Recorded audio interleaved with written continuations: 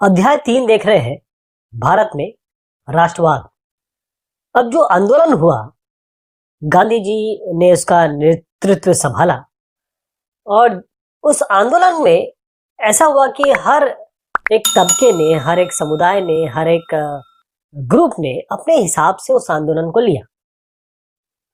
अब खिलाफत आंदोलन और स्वराज को दोनों साथ चलाया गया और उसके बाद जो आंदोलन हुआ उसके अंदर अलग अलग धाराएं थी।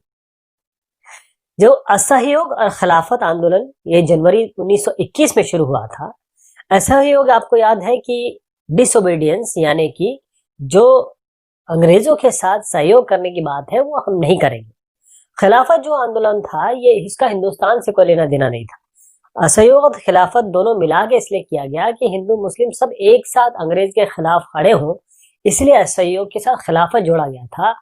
खिलाफत जो था वो ऑटोमन साम्राज्य की हार हुई थी, जिसमें टर्की था। टर्की के खलीफा साहब थे। वो जो खलीफा साहब थे उनके ऊपर बहुत सारी बंदिशें लगाई जाने वाली थी और उस बंदिशें के खिलाफ खिलाफत आंदोलन था। इसका हिंदुस्तान से कुछ लेना देना नहीं है।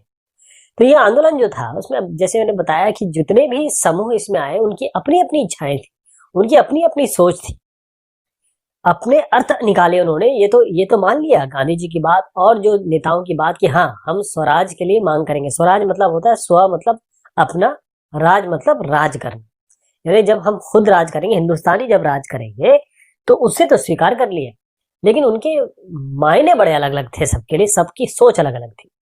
तो जब शहरों में आंदोलन शुरू हुआ, ध्यान रखिएगा कि सबसे ज्यादा असर जो पड़ता है वो किन पे पड़ता है, वो मध्य वर्ग पे पड़ता है।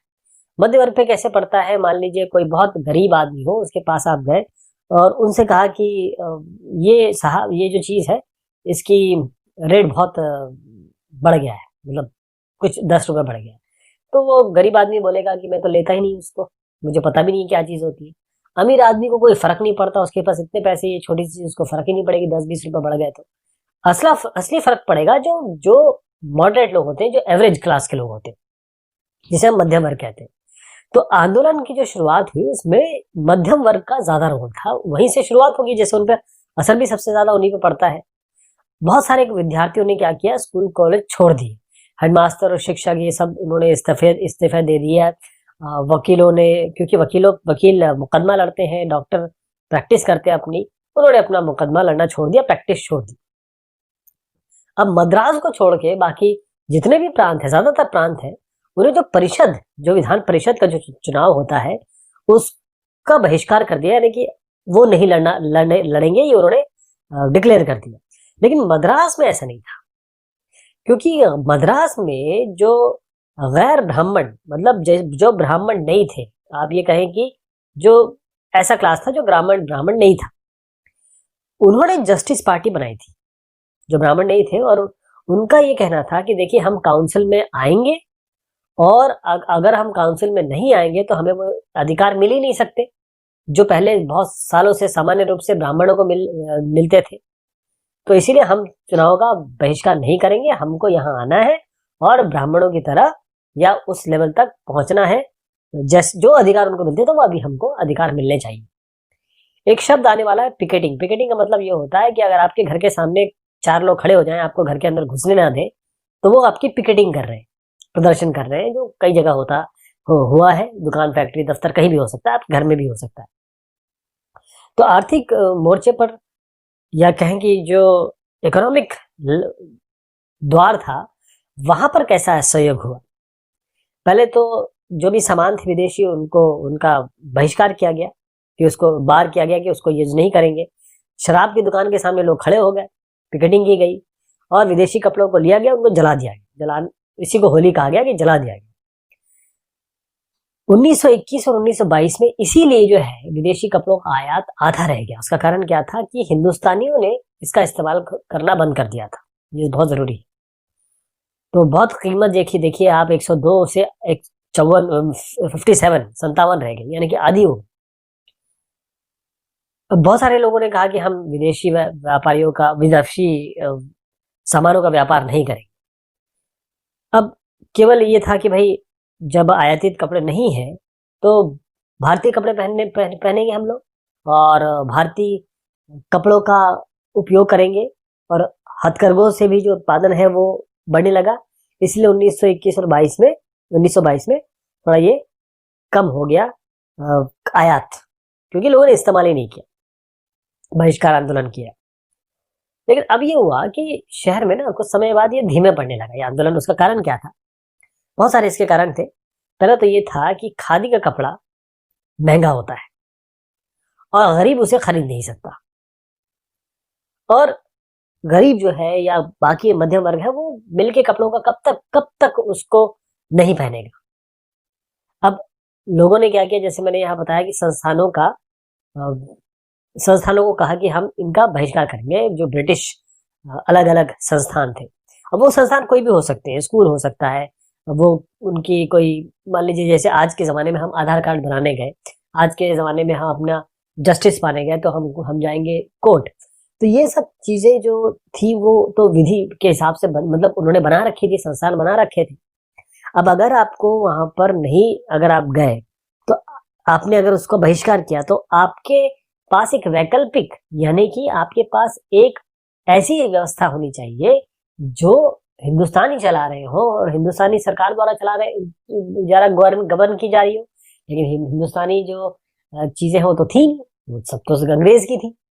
तो अब जब बहिष्कार उन्होंने कर दिया, उसके बाद उनको तकलीफ आने लगी लोगों को, तो उसके बाद लोग अपने आप, विद्यार्थी स्कूल में आने लगे, शिक्षक स्कूलों में आने लगे, सरकारी स्कूलों में। अच्छा, खासतौर पे सरकारी स्कूलों की बात हो रही है, ध्यान रखिएगा, क्योंकि जो बहिष्कार किया गया था, यानी बहिष्कार मतलब होता है कि हम यहाँ नहीं जाएंगे, हम ये नहीं करेंगे।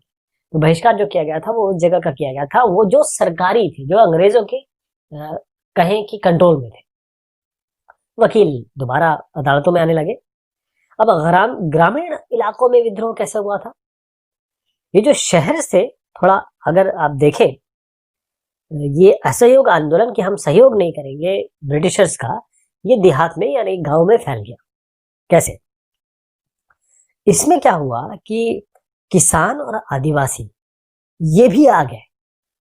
मतलब देहात का मतलब क्या होता है? वो रीजन जहां पर गरीब लोग रहते हैं, या कहें किसान और आदिवासी रहते हैं। आजकल तो इस तरीके से नहीं कहेंगे, लेकिन उस जमाने में मोस्टली किसान और आदिवासी लोगों की बात हम करते हैं, ग्रामीण इलाकों से हमारा ये इंडिकेशन होता है। अब अवध में एक सन्यासी बाबा की बात मैं बताऊंगा आपको। कुछ शब्द यहाँ पर बेगार, बेगार का मतलब होता है कि काम तो कर रहे हैं लेकिन उसका आपको कोई पैसा नहीं मिल रहा, वेजेस नहीं मिल रहा, बेगार होता है। अच्छा, गिरमिटिया मजदूर, इसको इंडेंचर्ड लेबर कहते हैं। गिरमिटिया मजदूर का मतलब ये होता है कि वो सारे लोग जिनको, जैसे अंग्रेज है हमारे यहाँ, अपनी वैश्विक शासन है, उनको लिया और बोला कि आप फिजी, गयाना, वेस्ट इंडीज, जहां जहां लेबर की कमी थी, वहां वहां जहां जहां अंग्रेजों को लेबर की कमी थी, और जहां कॉलोनीज में ऐसे ही हुआ कि भाई जैसे वियतनाम पे फ्रांस ने राज किया, तो वियतनाम के लोग, फ्रांस को जहां जहां जरूरत पड़ी, वियतनाम के लोग उठा के उन्होंने वहां भेज दी। वो होते हैं, एक उनके साथ एक एग्रीमेंट किया जाता है, अनुबंध किया जाता है, कॉन्ट्रैक्ट किया जाता है। इसका मतलब ये है कि एक समय के बाद आपको वापिस आना पड़ेगा। इसी को इंडेंचर्ड लेबर कहते हैं, गिर मिटिया मजदूर। तो एक साहब है अवध में, सन्यासी बाबा रामचंद्र, ये किसानों का बड़ा नेतृत्व किया उन्होंने। ये फिजी में थे, और कौन से मजदूर थे? गिरमिटिया मजदूर, जैसे मैंने आपको बताया इंडेंचर्ड लेबर थे। वो जो आंदोलन कर रहे थे, वो जो बड़े लोग थे, मतलब गांव के इलाकों में तालुकदार और जमींदार जो कहते हैं, जिनके पास जमीन हो, तालुका हो, तो उनके खिलाफ थे। क्योंकि ये लोग, एक तो लगान किसानों को बहुत देना पड़ता था, और बहुत सारे कर, बहुत सारे टैक्सेस ये इन गरीबों से लिया करते थे, तालुकदार और जमींदार। किसान कौन सा काम कर रहे हैं? बेकार, बगैर वेज के काम कर रहे हैं, अपनी मेहनत, अपना परिश्रम बगैर किसी एक भी पैसे के वो करना पड़ रहा है उनको। इसके अलावा जो पट्टे थे, पट्टा मतलब होता है कोई जमीन अगर आप पट्टे पे दे दे कि भैया आपको ये दे दी गई है, आप उसका हमें एक निश्चित अमाउंट देते रहे। उनको बार बार पट्टे का निश्चित जमीन भी नहीं थी, और पट्टा इधर उधर करते रहते थे कि भाई अगर किसी को जमीन दे दी कोई और उसने अधिकार जमा दिया, तो इसलिए उसको यहाँ से वहां किया जाता था, ये जमींदार और तालुकदार लोग कहते थे। तो किसानों की क्या मांग थी कि भाई ये आप लगान खत्म कीजिए, बेगार खत्म कीजिए, और जो हमारे ऊपर एक तरीके से जमींदारों और इनका राज हो गया है, बेगार तभी तो करनी पड़ रही है उनको, तो इसको खत्म किया जाए। एक जमींदारों के लिए, क्योंकि जमींदार और ये जो बड़े लोग होते हैं ना, ये इनको नाई और धोबी, मतलब बाल काटने के लिए इनके घर आदमी जाता था और कपड़े इनके धोबी धोते थे। तो इन्होंने क्या किया, बहुत सारी जगह पे नाई धोबी इसको वंचित करने के लिए, नाई धोबी की जो सुविधा उनको मिलती थी या उनको जरूरत रहती थी, इसके लिए पंचायतों ने क्या किया, नाई धोबी बंद, बहुत इंपॉर्टेंट शब्द है नाई धोबी बंद, इसका फैसला लिया कि भाई हम ये सब बंद कर देंगे तो उनको वैसी नाई और धोबी नहीं मिलेगा। अब 1920 में नेहरू साहब, जवाहरलाल नेहरू साहब आए अवध के गांव में और उन्होंने समझने की कोशिश की कि गांव की क्या दिक्कत है। अक्टूबर तक जो नेहरू साहब हैं और ये जो बाबा रामचंद्र जिन्होंने इनका नेतृत्व कर रहे थे और बहुत सारे जो लोग हैं, उन्होंने अवध किसान सभा इसका गठन कर लिया। अब 300 से ज्यादा शाखाएं बन गई महीने भर में ही, पूरे इलाके में गांवों के में संगठन की ये जो अवध किसान सभा बनी, उसकी 300 संगठन शाखाएं भी बन गई, मतलब ब्रांचेस भी बन गई। तो अब अगला जब असहयोग आंदोलन वाकई में शुरू हुआ, क्योंकि 1920 की बात कर रहा हूं मैं, 1921 में ये शुरू हुआ था ना, तो 1921 में जब ये शुरू हुआ तो कांग्रेस ने अवध के जो किसान संघर्ष है उसको इस आंदोलन में शामिल करने का प्रयास किया, लेकिन किसानों के आंदोलन में ऐसे स्वरूप आ चुके थे जिससे कांग्रेस का जो नेतागण था वो खुश नहीं था। हुआ ये कि अब खुश क्यों नहीं हुआ, क्योंकि अब जब अगर आपने किसान सभा बना दी, 300 से ज्यादा इसकी शाखाएं हो गई, तो असहयोग आंदोलन में तो इनका बहुत बड़ा रोल होना चाहिए था। लेकिन कांग्रेस के नेता क्यों ना खुश थे, उसका कारण ये था कि जब 1921 में, एक साल बाद जब ये आंदोलन हुआ, क्योंकि 1920 में ये चल रहा था और 1921 में असहयोग आंदोलन हुआ, तो जो तालुकदार और व्यापारी है जिनके खिलाफ यहाँ के लोग थे, वो उन पर कब्जा करने लगे, मतलब उनपे, उनके बाजारों पर लूटपाट होने लगी, उनके मकानों पर हमला होने लगा और अनाज के जो गोदाम है वहां पर कई लोगों ने कब्जा कर लिया। यानी जो स्थानीय नेता थे, जो स्थानीय नेता किसान कहे, जैसे ही गांधी जी ने ऐलान किया असहयोग आंदोलन का, तो उन्होंने ये मतलब निकाला इसका कि देखो अब लगान किसी को नहीं भरना पड़ेगा और ये जो जमीनें है ना, ये हम सब किसानों में बंट जाएगी। तो हो ये रहा था कि महात्मा गांधी का नाम पे, उनका नाम लेके जितने भी लोग थे, चाहे वो असामाजिक हो या सामाजिक तत्व हो, किसान की बात हो रही है, तो उन्होंने अपनी जो भी वो काम कर रहे थे उसको सही ठहराया कि हाँ हम सही कर रहे हैं, हम जो लूटपाट कर रहे हैं, गोदामों में जाके कब्जा कर रहे हैं, वो सब हम सही कर रहे हैं। अब आदिवासी किसानों ने जो अब मैं आदिवासी की बात कर रहा हूँ, अभी किसानों की बात मैंने बता दी एक अवध का एग्जांपल लेके, अब हम आ रहे हैं आदिवासी किसान पर।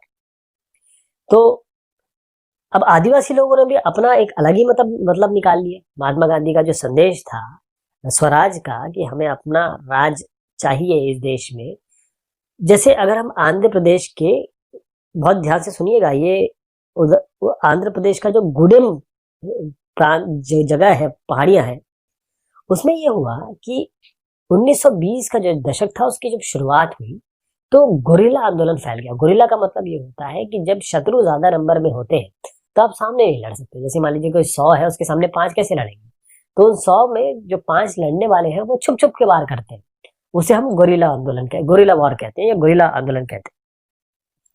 अब अगर गुरिल्ला आंदोलन हो रहा है जिसमें वाकई में किसकी हिंसा का उपयोग हो रहा है, तो कांग्रेस तो इसे स्वीकार नहीं करेगी। अब जो अन्य अलग अलग क्षेत्र थे जंगल के, अंग्रेजों ने तो उसमें पाबंदी लगा रखी थी। पहली बार लोगों ने सुना कि हाँ भाई रिजर्व फॉरेस्ट भी कुछ होता है, ये तो पाबंदी लगा रखी थी ना। ये ऐसी जगह थी, ऐसी इलाके थे जहां पर यहाँ के जो आदिवासी थे वो अपने जानवरों को चलाते थे, लकड़ियां लेके आते थे जलाने के लिए, फल बीनते थे। अब ऐसा अगर आप कर दोगे कि उनकी जो इलाका है जहां पर वो सदियों से ये काम करते चले आ रहे हैं, वहां पर एकदम से रोक दिया जाए उनको, तो उनकी रोजी रोटी पे असर पड़ेगा, पेट पे असर पड़ेगा। क्योंकि जो ट्रेडिशनली चला आ रहा है वो तो अधिकार आपने इनसे छीन लिए जो हमेशा से उनके पास थे, आदिवासी के पास। तो अब क्या हुआ कि ये तो सरकार ने इतना सब कुछ इन पे लाद दिया, लेकिन सड़क के निर्माण हो रहे हैं तो इन्हीं को बुलाया, इन्हीं को जबरदस्ती मजबूर किया कि देखो चलो ये रोड बनाओ, सड़क का निर्माण करो।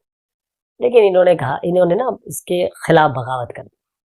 मतलब आंदोलन ही कह सकते हैं, बगावत आंदोलन यानी कि किसी चीज को ना करना, उसे बगावत कह सकते हैं।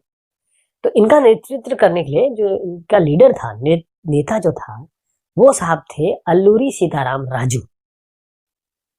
ये बड़े एक दिलचस्प व्यक्ति थे। मतलब ये अपने बारे में काफी ऐसी बात करते थे कि मैं कुछ अनुमान लगा सकता हूँ कि आगे क्या होने वाला, सटीक खगोलीय अनुमान लगा सकता हूँ, किसी को ठीक कर सकता हूँ, गोली भी मुझे लग जाए तो मुझे कुछ नहीं होगा। यानी कि एक तरीके से अपने आप को ईश्वर का अवतार वो समझाने की कोशिश करते थे, लोग मानने भी लगे। अच्छा, राजू साहब जो थे महात्मा गांधी के की प्रशंसा करते थे। वो ये मानते थे कि गांधी जी का जो असहयोग आंदोलन है उससे मैं प्रेरित हूँ। लोगों को कहते थे कि देखो खादी पहनो, लोगों को कहते थे कि देखो शराब छोड़ो, क्योंकि खादी पहनना शराब छोड़ना गांधी जी की तरफ से आया था, तो ये मानते थे। लेकिन एक बात पे वो उनके साथ नहीं थे, गांधी जी के साथ एक चीज में नहीं थे। वो ये कहते थे कि एक अहिंसा से कुछ नहीं होने वाला, हमें बल प्रयोग करना पड़ेगा, यानी हिंसा का उपयोग करना ही पड़ेगा अगर हमें आजाद होना है। तो गुडेम जो विद्रोही है, यानी गुडेम जो इलाका है जहां पर हम राजू साहब की बात कर रहे हैं, वहां पर जो पुलिस थाने है उस पर हमले किए गए और ब्रिटिश अधिकारियों को मारने की कोशिश भी की गई, और फिर ये गोरिल्ला वॉर चलता रहा। 1924 में राजू साहब को, जो साहब की बात करें नाम याद रखिएगा, अल्लूरी सीताराम राजू, इनको पकड़ लिया गया 1924 में और इनको फांसी दे दी गई। लेकिन ये लोकनायक आज भी है। अब आते हैं बागान पे। बागान में लोगों ने कैसे लिया इसको, बागान में स्वराज कैसे लोगों ने लिया। तो जो असम के बागान में जो मजदूर थे वो कहीं आ जा नहीं सकते थे, यानी कि उनको रोक रखा था, उनको बंद करके रखा गया था। अच्छा, ऐसा नहीं कि बिल्कुल नहीं जा सकते थे। आजादी का मतलब, उनकी आजादी का मतलब ये था कि हमको किसी तरीके से ये जो चार दीवारी में या एक इलाके में बंद कर दिया गया है, हम अपने गांवों के लोगों से संपर्क रख के बात कर सके। एक 1859 में एक इंग्लैंड इमिग्रेशन एक्ट है, वो जो इंग्लैंड इमिग्रेशन एक्ट है वो ये कहता है कि कोई भी मजदूर जो यहाँ बागानों में काम कर रहा है, चाय के बागान हो, ये इन बागान में वो बाहर नहीं जा सकता बगैर इजाजत के। यानी अगर कोई जाना चाहता है तो उसको इजाजत लेनी पड़ेगी, और इजाजत मिलती भी नहीं थी। तो जैसे ही इन लोगों ने, इन मजदूरों ने सुना कि ये असहयोग आंदोलन हो रहा है, तो इन्होंने बस सीधा अधिकारियों की, जो भी उनके अधिकारी थे, जो भी उनको रूल कर रहे थे उस जगह पे, या उनको बस उनकी बात मानना छोड़ दिया। अवहेलना मतलब होता है बात ना मानना। बस बागान छोड़े और घर को चल दिए वो लोग, क्योंकि उनको ये लग रहा था कि अब गांधी आ रहे हैं, गांधी जी से एक राजा की तरह उनको समझ में आ रहा था। और जैसे ही गांधी जी आएंगे सबको गांव, क्योंकि गांव किस लिए जा रहे थे, घर को किस लिए चल दिए, क्योंकि वो गांव में जाएंगे, गांव को में सबको जमीन मिल जाएगी। लेकिन अब गांधी जी का नाम लेके निकल तो गए थे, वहीं क्योंकि हड़ताल चल रही थी रेलवे और स्टीमरों की, वहीं पकड़े गए और वहीं उनकी पिटाई हो गई इन सब लोगों की। अब जब देखें कि जो स्वराज शब्द है उसका लोगों ने अलग अलग मतलब निकाला। कुछ खास तौर पे लोगों ने ये समझा कि हमारे जो जो उनके कष्ट थे, अब बागानों में जो लोग थे उनका कष्ट अलग था, जो आदिवासी थे उनके कष्ट अलग थे, बस। लेकिन सबका एक ही मानना था कि हमारी जो कष्ट है, हमारी जो दिक्कतें हैं, वो मुसीबतें हमें खत्म हो जाएगी।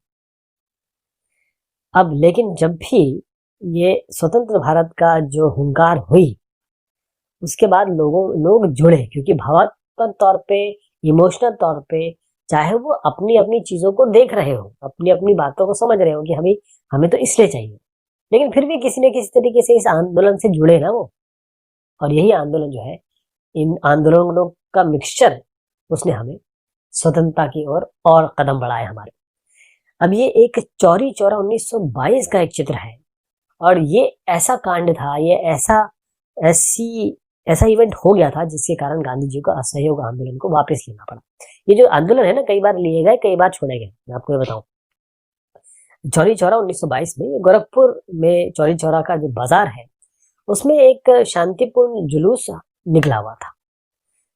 पुलिस आई, लड़ाई हुई, हिंसक टकराव हो गया। उसके बाद एक पुलिस थाने पर लोगों ने, देखिए लोग तो मरे ही थे, इसकी बात बहुत कम की गई, लेकिन ये बात हुई कि भाई सब लोग पहुंचे और जो पुलिस थाना है उसको जला दिया। कई उसमें पुलिस वाले और बाकी सब लोग भी हलाक हुए, उनकी भी मृत्यु हुई। तो बस जहाँ गांधी जी को ये पता चला कि ये तो बात गड़बड़ हो गई है, उन्होंने उसको वापस लेने की बात कही। अब इसमें एक चीज है सविनय अवज्ञा। सविनय मतलब होता है सिविल, बहुत इज्जत से, बहुत बहुत प्यार से। अवज्ञा मतलब मैं आपकी बात नहीं मानने वाला। जैसे मैंने बताया, फरवरी 1922 में महात्मा गांधी ने ये जो चौरी चौरा का कांड हुआ, उसके बाद आंदोलन वापस लेने का फैसला कर लिया। उनको ये लगा कि देखो ये जो आंदोलन है, ये वाकई में इसमें बहुत सारी हिंसा हो रही है, लड़ाई हो रहा है, झगड़ा हो रहा है, लोग मारे जा रहे हैं।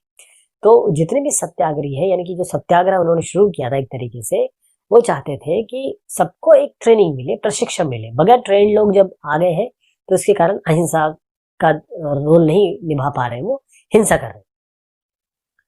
अब कांग्रेस के नेता का, कांग्रेस तो बहुत बड़ी थी, उनमें कई नेता ऐसे थे, इससे वो थक गए थे इन सब चीजों से, क्योंकि बहुत सारे जंग संघर्ष हो रहे थे, हर बार हर जगह संघर्ष हो रहा है, क्योंकि देश इतना बड़ा था। 1919 के जो गवर्नमेंट ऑफ इंडिया एक्ट के तहत जो प्रांतीय परिषद के चुनाव है, उसमें कांग्रेस ने कहा, या कांग्रेस के इन कुछ लोगों ने कहा कि हम हिस्सा लेंगे, क्योंकि उनका ये मानना था, उनका, और बल्कि एक तरीके से सही भी मानना हो सकता है, कि परिषद में हम जब जाएंगे तो ब्रिटिश नीतियों का हम विरोध कर सकेंगे। हम जब एंटर करेंगे तभी तो विरोध कर पाएंगे। जो सुधार है उसके लिए हम बोल सकेंगे, हम वकालत कर सकेंगे, हम अपनी राय दे सकेंगे, और ये भी दिखा सकेंगे कि देखिए आपने जो परिषदें बनाई है ना, विधान परिषद, ये तो लोकतांत्रिक है ही नहीं, ये इसमें कोई डेमोक्रेसी दिख ही नहीं रही है, ये तो आपने बनाया अपने लिए और हमारे लिए तो कुछ नहीं है, इसमें कोई प्रावधान ही नहीं है। तो इसमें बहुत इंपॉर्टेंट चीज आई है, CR दास और मोतीलाल नेहरू, ये दोनों साहब ने जो परिषद राजनीति है उसमें वापस लौटने के लिए स्वराज पार्टी बनाई। ध्यान रखिएगा, स्वराज पार्टी का गठन किया था CR दास और मोतीलाल नेहरू साहब। फिर जवाहरलाल नेहरू और जो सुभाष चंद्र बोस साहब है, ये थोड़े से अलग लोग थे, युवा थे ये, और उग्र, ये चाहते थे कि देखिए मुझे तो हम लोगों को पूरी स्वतंत्रता चाहिए, और हमारा आंदोलन अगर उग्र भी हो जाए, मतलब उसमें हिंसा भी हो जाए तो कोई दिक्कत नहीं, इसके लिए दबाव बनाए हुए थे। अब हुआ ये कि बहस तो चल रही थी और कई सहमत थे, कई नहीं सहमत थे, तो चीजें बदली, भारतीय राजनीति थोड़ी बदली। क्यों बदली? पहली चीज तो ये थी कि क्योंकि उस समय विश्व में, केवल हिंदुस्तान में नहीं, पूरे विश्व में आर्थिक मंदी आ गई थी, इकोनॉमिक स्लो डाउन आ गया। अब 1926 से जो कृषि उत्पाद है, जो एग्रीकल्चर प्रोडक्ट है, उनकी कीमत कम होने लगी। अब बिल्कुल 1930 जब वाकई में ये मंदी का दौर था, वो तो धराशायी हो गई। मतलब कोई भी जो खाद्यान्न उग रहा था, कृषि उत्पाद उग रहे थे, उसकी मांग तो खत्म हो गई। अब निर्यात भी कम हो गया, क्योंकि हिंदुस्तान बहुत सारी चीजें निर्यात करता था। तो अब जब चीजें आई, पैसा ही नहीं आ रहा है, कहीं से कुछ हो ही नहीं रहा है, और लगान भी चुकाना है, सरकार को टैक्स भी देना है, तो सरकार को टैक्स कहां से देंगे जब कोई उनका सामान ही नहीं ले रहा है, निर्यात भी नहीं हो पा रहा है, तो कैसे, कहाँ जाएगा वो सामान? खराब हो रहा होगा या जो भी उसका उस समय किया होगा, लेकिन लगान भी तो चुकाना है। तो 1930 में जो ग्रामीण इलाके हैं जहां पर ये दिक्कतें आई, वहां पर चीजें थोड़ी सी बदलने लगी। अब यहां पर क्या हुआ कि जब एक टोरी सरकार, एक नई, एक तरीके से समझिए कि ब्रिटेन की जो सरकार थी, उन्होंने जॉन साइमन एक साहब है, साइमन आयोग इनके नाम पर बना हुआ है। तो ये जो पृष्ठभूमि है, जो माहौल चेंज हुआ और जो इकोनॉमिक स्लो डाउन हुआ, बाकायदा यहाँ पर स्वराज पार्टी वगैरह बनाने लगे, और ये समझ में आने लगा कि कुछ तो हो रहा है बैकग्राउंड में। तो इनको समझ में तो आ गया था ब्रिटेन वालों को। उन्होंने जॉन साइमन के नेतृत्व में कहा कि एक वैधानिक का मतलब होता है स्टैट्यूटरी का मतलब ये होता है कि विधि विधान के हिसाब से, रूल्स के हिसाब से, रेगुलेशन के हिसाब से। तो एक वैधानिक आयोग बना दिया।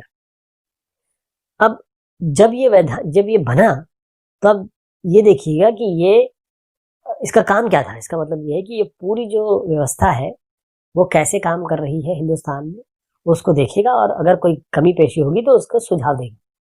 लेकिन दिक्कत की बात ये थी कि इनमें एक भी हिंदुस्तानी नहीं था। साइमन कमीशन जो बना या एक आयोग जो बना, उसमें एक भी आदमी हिंदुस्तानी नहीं था। बस इतना ही काफी था हिंदुस्तानियों के लिए।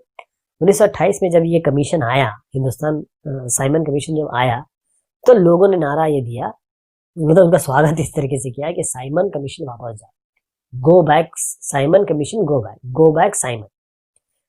अब कांग्रेस हो चाहे मुस्लिम लीग है, सभी ने इसमें हिस्सा लिया कि इनको एंटर नहीं करने देना है या फिर इनको इस तरीके से परेशान कर देना है अपने कहें कि संघर्ष कहें या आंदोलनों से। तो ये जो विरोध हो रहा था, इसको शांत करने के लिए वायसराय थे लॉर्ड इरविन। इन्होंने क्या किया कि 1929 में भारत के लिए डोमिनियन स्टेट, इसका एक अजीब सा गोलमाल था, इसमें कुछ क्लियर नहीं था। क्योंकि डोमिनियन स्टेट क्या थे? डोमिनियन का मतलब होता है जिसपे जो उनका डोमिनियन हो, जिनपे उनका डोमिनेंस। कहने का मतलब, अगर आप वेस्ट इंडीज के बारे में बात करें तो वो जो देश थे उसमें डोमिनियन स्टेट बन गए थे। ट्रिनिडाद टोबैगो अलग हो गया, इस तरीके से अलग अलग जो इलाके हैं वो डोमिनियन स्टेट के हिसाब से उन्होंने छोड़ दिया कि भाई अब स्वायत्त करो लेकिन नियंत्रण हमारा रहेगा। तो डोमिनियन स्टेट का नाम, क्योंकि अब जब वो वहां कर चुके थे यहाँ पर भी उन्होंने डोमिनियन स्टेट का नाम दे दिया, लेकिन वो हिंदुस्तान तो बहुत बड़ा इलाका और एक तंत्र में इलाका था। यहाँ पर बता तो दिया लेकिन कोई चीज नहीं बता पाए, मतलब समय सीमा तक ही भी नहीं बता पाए। तो बस ये कह दिया कि देखो आगे जो संविधान बनने वाला है इसमें एक गोलमेज सम्मेलन का मतलब होता है लोग राउंड टेबल पे बैठते हैं और आपस में किसी भी समस्या या किसी भी चीज पे बात करते हैं। कांग्रेस के नेता इस गोलमाल आवाज इनके ये जो साहब है हमारे इरविन साहब, इनकी बात पे जरा खुश नहीं हुए, संतुष्ट नहीं। तो अब जैसे मैंने बताया था कि सुभाष चंद्र बोस और जवाहरलाल नेहरू ये तो बड़े उग्र और तेज थे। उन्होंने कहा कि नहीं, ये नहीं चलेगा। एक चित्र में दिखाना चाहता हूँ आपको। इलाहाबाद में कांग्रेस के नेताओं की बैठक है। इसमें आप जवाहरलाल नेहरू साहब को भी देख रहे हैं, इसमें आप बोस साहब को भी देख रहे हैं, इसमें आप या पटेल साहब को भी देख रहे हैं। जो उदारवादी ये कहें कि कुछ ऐसे नेता भी थे जो ये चाहते थे कि ब्रिटिश का डोमिनेंस रहे, लेकिन जो संवैधानिक व्यवस्था अगर ये वाकई में बनाना चाह रहे हैं, क्योंकि ये कह रहे हैं कि हाँ, इरविन साहब ने कहा था कि हम बनाएंगे, तो इसको मानने के लिए कुछ लोग तैयार थे।